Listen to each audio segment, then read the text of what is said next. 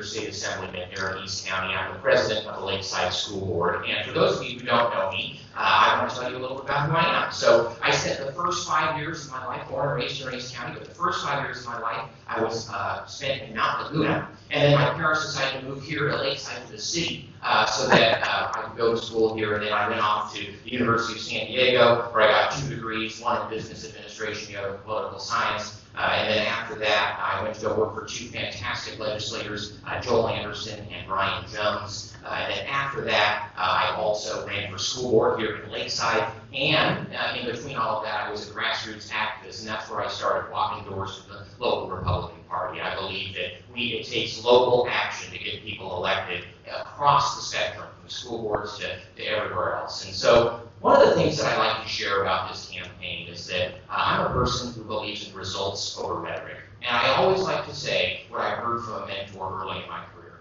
When a man promises you the world tomorrow, ask him what he did yesterday.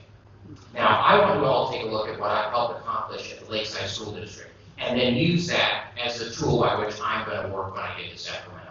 So some of the battles I've had to fight at the school district when I first got elected, I was elected in the minority. It was a 4-1 board. I was the one voting against all the nonsense, and I had to figure out how to get things done. And one of the first things that I had to fight was a tax increase proposal. Here in Lakeside, $66 million was what they were going to place on property taxes here. Of that, 30% was going to be used for consultant fees.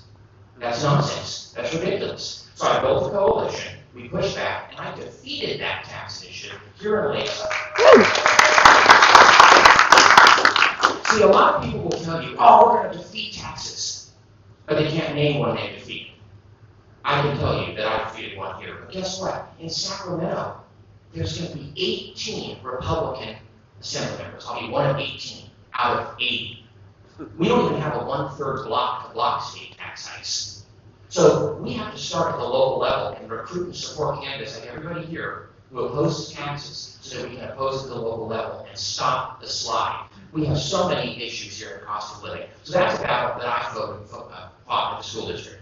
The next battle I had to fight was crime.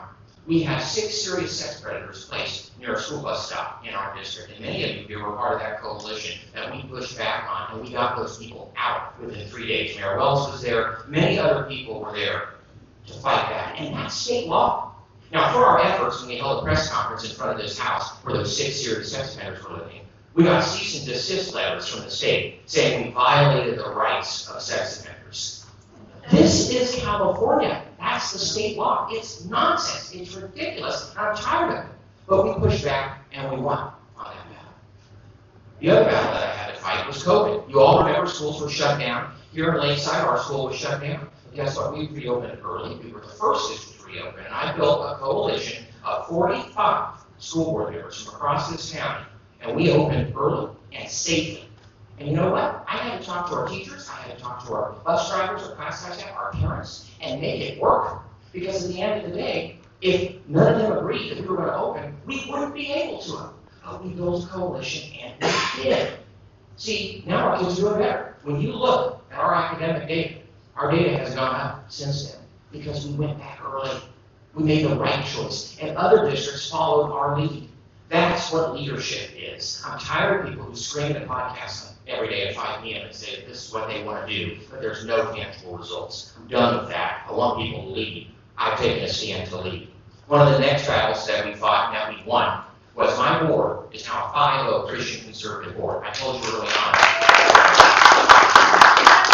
that I have 4-1.